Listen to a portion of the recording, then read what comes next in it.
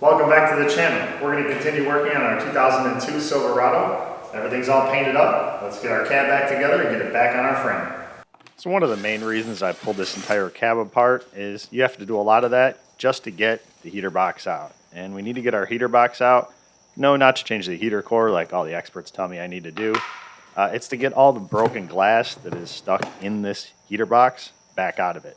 There's really no way to get it out of there without taking this thing out of the truck. So that's what we did. Some shards of glass from the windshield, some from the side windows. Basically everything that was in the defroster vents ended up in this thing. Somebody must have moved the knobs around and it kind of fell down in the heater box, so it's everywhere in there. And short of taking it apart like we're about to do, there's really no way to get this stuff out of there. So we'll pull this cover off the bottom and we can get to our blower motor. Unplug it and it just twists out of there. It's supposed to just twist out of there. This one likes it in there. Now it's out. Now we can just take some air and we can blow out all the glass that's in there. We'll flip it over, shake it around a little bit. We need to get everything out of there because any glass that's in there will bind up the doors, and then our modes won't work properly or our blend doors won't work properly. So we'll get everything we can out of there. We can take this one apart on newer style ones. This unit is all one piece and you have to cut it apart. This one actually unscrews, but I don't really feel like taking all the screws out of it and having to get the doors realigned. So we're just going to leave it alone. Just going to take our time and blow everything out of there and shake it around. If it doesn't make noise, everything's good. Maybe even find some money in there. Boy, this would be a really good time to change the heater core and all those actuators. I know, it's really bugging you experts, but not going to happen.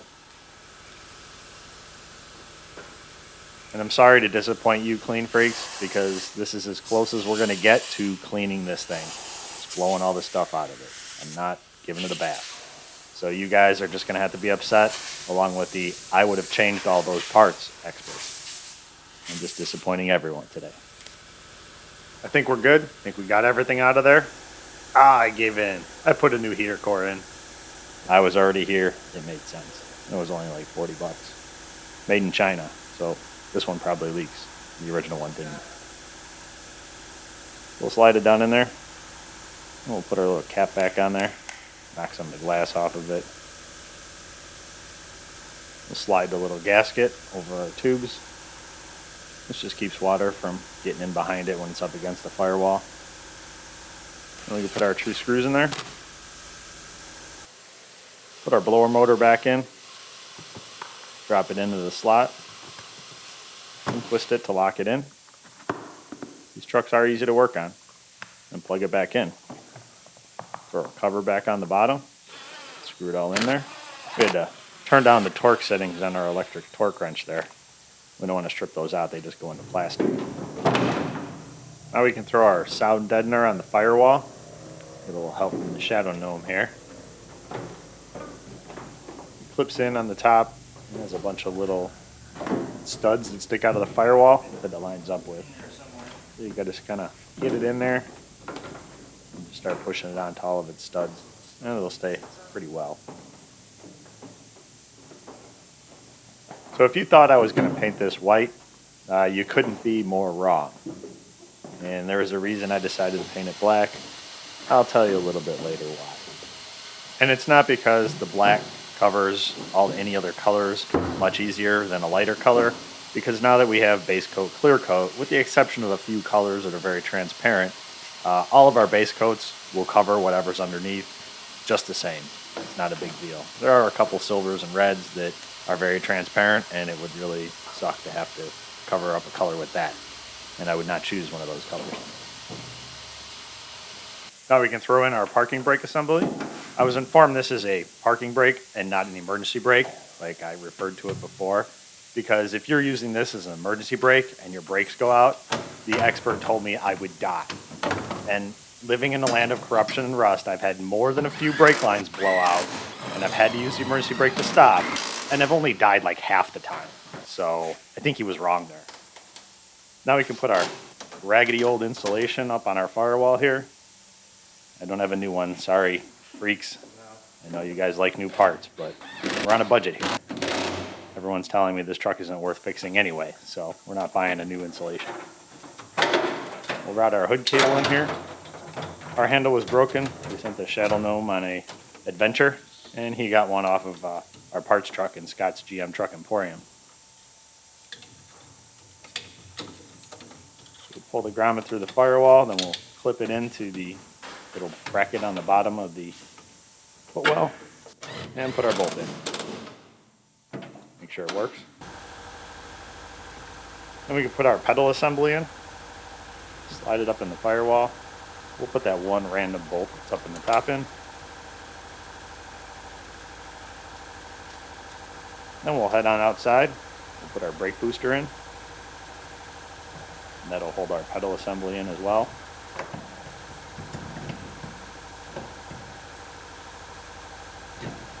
Keep the brake booster up to the pedal so it doesn't fall on the floor.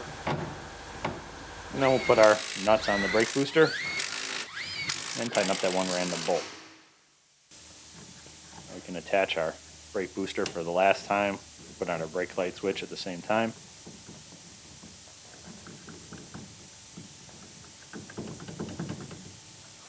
Now I want to go in. Maybe because I didn't put it in the right way. Try this way. See if it works any better.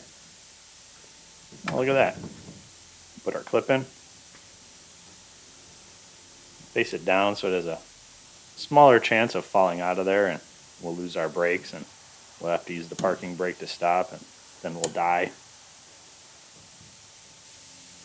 Open our wiring harness to the firewall. And we'll put our throttle cable through the firewall and connect it to our gas pedal. Then we can put our heat shields on the bottom of the firewall. Just little aluminum pieces. Probably should have cleaned those. Those are pretty dirty. Oh. You guys know that's not going to happen. Now we'll drop our wiper motor and transmission down into the cowl here.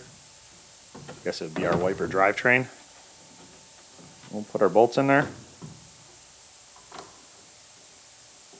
There's a little plate that goes over the top of it. A couple more bolts go in there.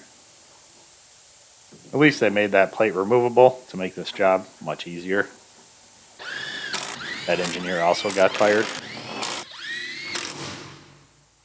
Now we're going to bolt in our fender brackets. They're still attached to our sound deadening. We're going to put the bolts right back where they were and hope that aligns everything, because these are really a pain to adjust. One thing I didn't like about this style, and GM kept using it, we'll put our antenna through the firewall, line it up, screw it down, then we'll pull the grommet all the way in so we don't have any water getting in there. Put our fender bracket on the driver's side.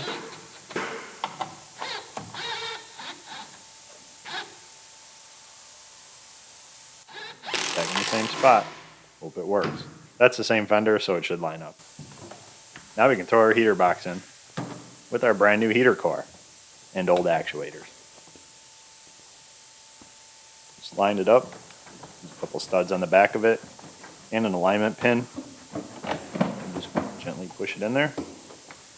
And then quickly run around to the other side and screw it in before it falls on the floor. Made it. Without that pesky windshield in the way, you can reach through and hold it in, so it makes it a little easier. Put our bolts in.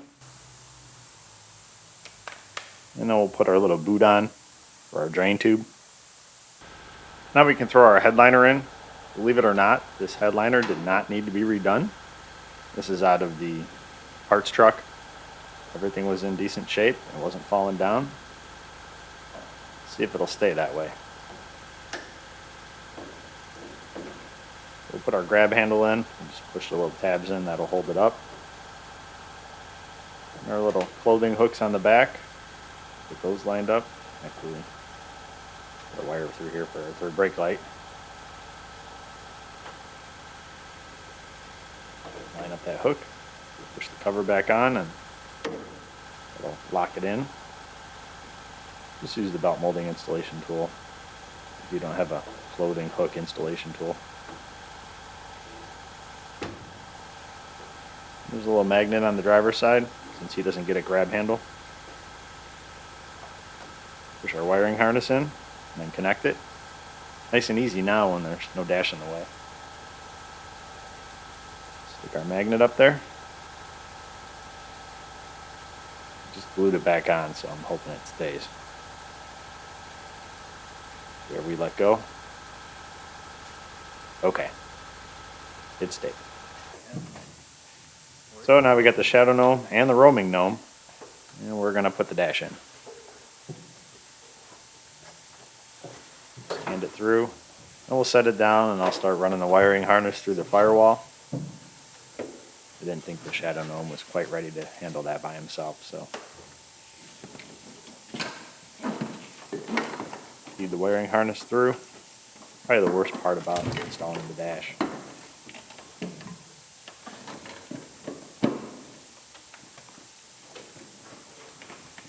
Once you get most of it through, we have to move it a little bit closer, push a little more of it through, and then we can set it up where it goes.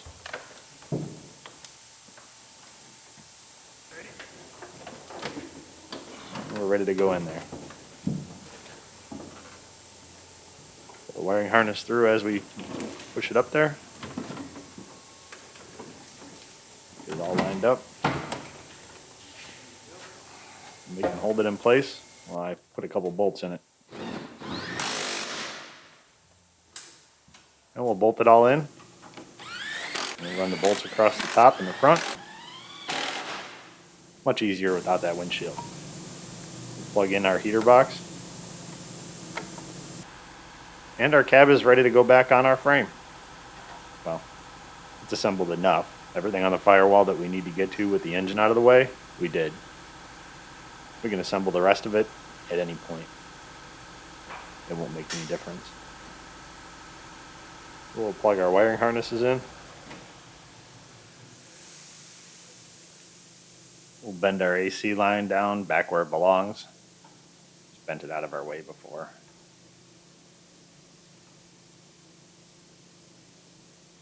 Make sure nothing else is pinched in there. Looks like we did pretty good. So now we can bolt our cab in. We'll put our little straps on that are there for if it's a Midwest truck and the cab mounts rot out, bolt the cab on. And we can bolt our cab mounts in. A little magic pixie dust coming out of there. When I had the cab off would have been a perfect time for me to go ahead and power wash the frame and appease the clean freaks, but well, I don't give in to peer pressure, so it stayed dirty. Now we can put our shift cable in, flip it in the back, flip it into our shifter, and then put our safety in.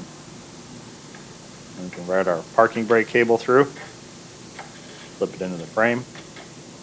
We'll connect it later. And we'll hook up our steering shaft. One that actually collapses because it's not from Illinois. Slides together. And put the bolt. The nut has a little bracket on the side of it, so you don't have to hold it with anything. Tighten it up. Now we'll put our master cylinder back up and our brake booster, bolt it in. Put all our ground straps on our firewall. And since we didn't take that master cylinder apart, we don't have to bleed any of the brakes. Put our cruise unit back up on the firewall. A couple studs it slides over. Tighten up the nuts on those. And plug it in.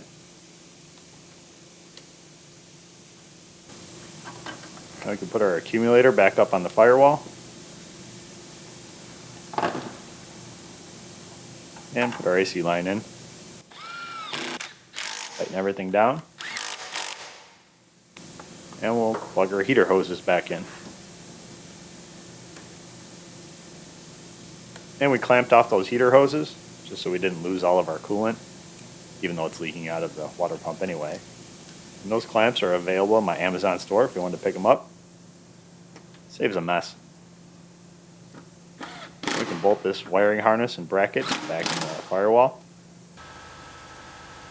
Now we'll reconnect our throttle cable to this dinosaur that does not drive by wire.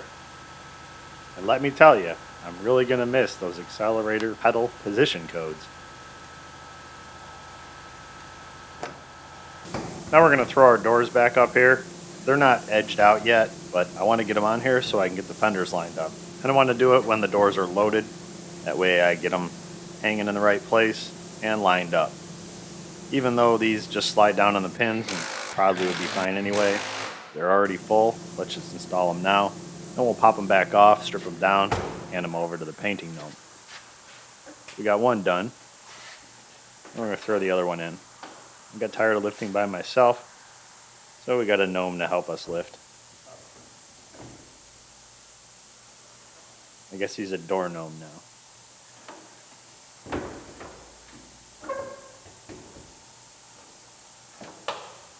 Slide it down in our pins.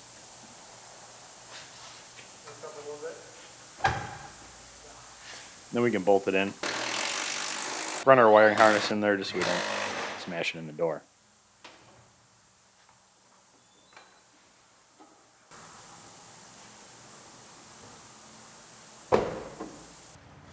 So now we can throw our fenders on since we have something to line them up with. This is the original fender. You can tell because the painting gnome missed painting the very bottom edge of it. So it's still a little red. And that part of the truck is cursed. We bolted it all in there. Our gaps look pretty good. Tighten it down to our bracket up on the top. And tighten up our brackets on the bottom.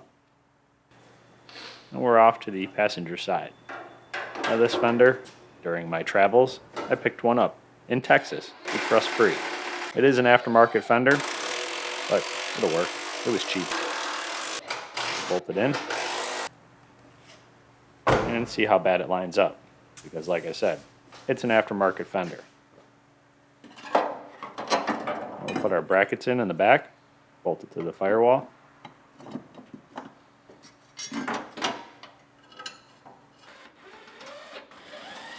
Tighten it all down with our electric torque wrench. Now we're going to throw the hood on there, and we're going to do it the I have no friends method by ourselves. All my friends are gnomes, and they went back to their tree or garden or forest or wherever, and pizza place wasn't picking up, so I couldn't order a pizza. Luckily, these are pretty easy to put on by yourself. We already have the hinges on the bottom of the hood, so we just set it down in there, and there's just a couple nuts and bolts that go in between the hinges to hold the hinges together. The other end of the hinges are actually welded to the tops for our fenders. Put our nut and bolt through there, and we'll tighten it up. Now we'll move our hood around if we have to. I put it back in its original location, so it should be pretty close. Except for that passenger side, because that is an aftermarket fender. And if you want to see how I adjust it, I'm going to throw a short up, so watch for that, and you'll get to see exactly the struggle I had to go through. So now we can put our springs on the bottom to hold our hood up, so we don't have to use a prop rod. And I will paint those bolts eventually. Maybe. Probably not. Well, that's using your head. I needed 3 hands. I only had 2. So, use my head for something. I don't use it to grow hair.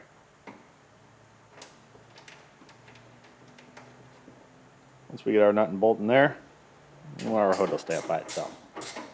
Or at least long enough to let us get our fingers in there and then fall down on top of it. And that guy looks horrible. So now I'll throw our battery tray in there. Fender bolted in.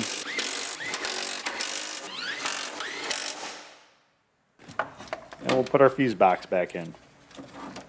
We'll put the bracket in for our fuse box first. I have to connect some wires while we're there.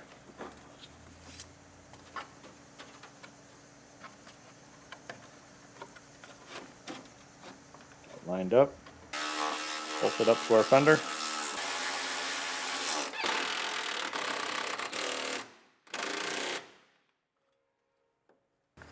And we start plugging everything back into our fuse box. Reconnecting all of our plugs that go under the fuse box. And then we'll set it down in there. A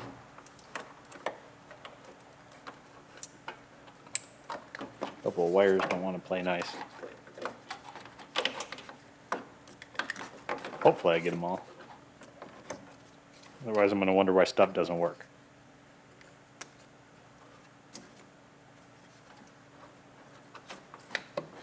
So there's 2 tabs on the back side. I guess it's on the inside. And then it rocks forward down into its locking tab. Once we move all the wires around, it should go down.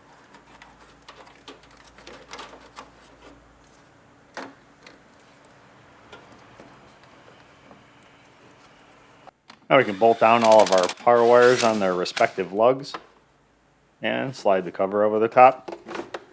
The filthy cover, because I never clean anything, because that's what's important when rebuilding cars. Cleaning everything. We'll put our bracket on the back of the fender in. Put it all down. And we'll put our little tray on the side over here. We can figure out how it goes in. I think this is right. That's where our air box sits on. It also is a fender bracket that holds it to the radiator support. Slide our overflow tank down into the fender, and then bolt it in. We'll route our wiring harness in. We'll plug in the low coolant sensor on the bottom of the overflow tank. And the other end of that is for our mass airflow sensor, which is soaked in oil. It doesn't work so well. So maybe we'll have to get a new one of those. So we will leave it out for now. And we'll put our bracket on the back of the fender. Tighten it up. And now we're going to pull our doors back off so we can strip them down and have our painting gnome paint them up. Go off this side. A little help from the shadow gnome. And now we're going to strip our doors. A little bit different process. This is the older door. So the switch panel pops out of there. Plug it. And we'll slide the door panel off. And forget to remove the little trim panel around our door handle. That's why our door panel won't come off. So we'll pop that off.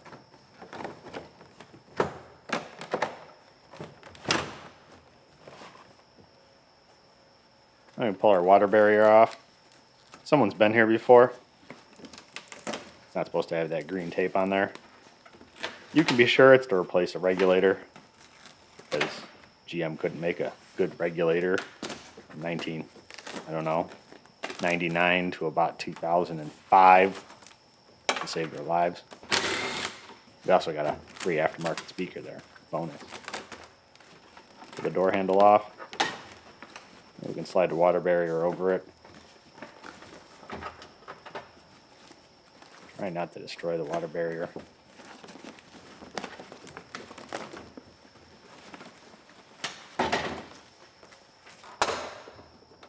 Disconnect the rod for the lock. Now we'll put our window down, unbolt our window, and slide it out of here. Bottom of that glass is filthy. Wonder if he's going to clean it before he puts it back in. We can unbolt our door latch and our regulator.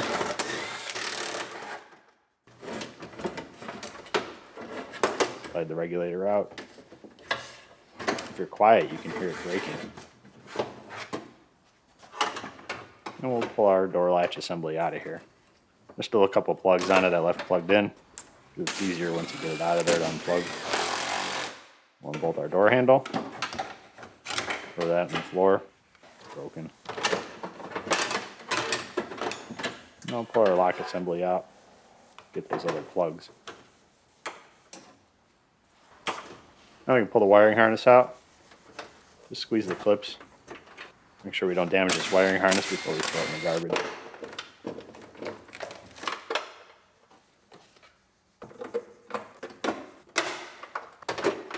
Pop the rest of our wiring harness off.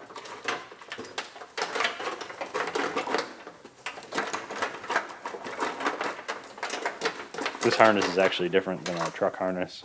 Our truck harness had a couple speakers on it that this one didn't.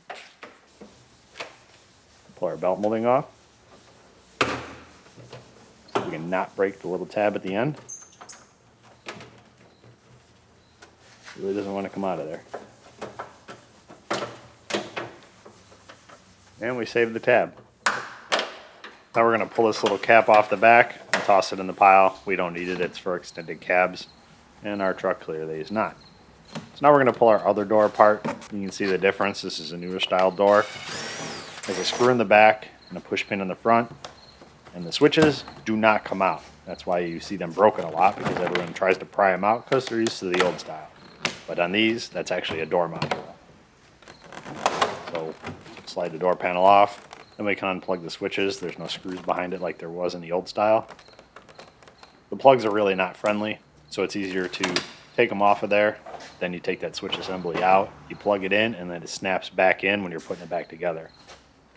I see a lot of people trying to struggle with it in there, plugging it in. It's much easier just to plug it in and then snap the whole switch panel back up in there. So that's as far as we're going to go today. We're going to wait for the painting gnome to come paint the rest of this. He actually painted the roof already. It's much easier to paint the roof when you're not trying to lean over the doors while you're painting them. So that'll be nice and dry. You can tape it off and then just worry about the sides. Just makes his life a lot easier, which makes my life a lot easier. So when he gets the rest of this painted, we'll throw it all back together. So why did I choose to paint this truck black? Well, it certainly isn't because I like black vehicles. They show every nick, scratch, and dent, and they're a pain to keep clean. And we know how much I like to clean things. But I did choose black for one reason, and that is because it's easy to repaint.